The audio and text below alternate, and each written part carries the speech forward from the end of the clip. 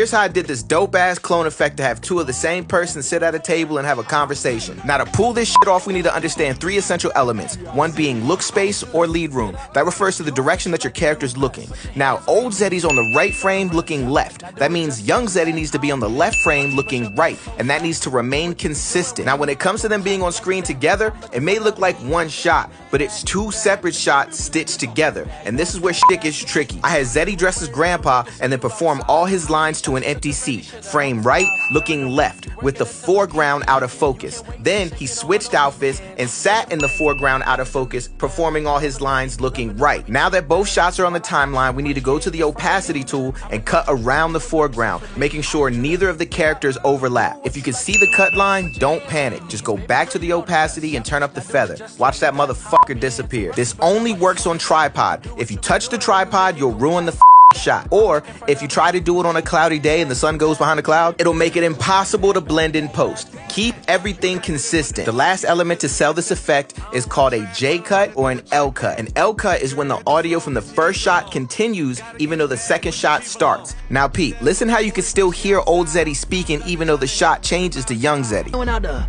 Miami to shoot that video. Miami? And a J cut's just the opposite. Listen how old Zeddy starts speaking before he shows up onto the screen. Video with French Montana? I can't forget about that twerking with your friends. You put all those elements together and you have a dope-ass clone conversation scene, man. Follow me for more. Film school.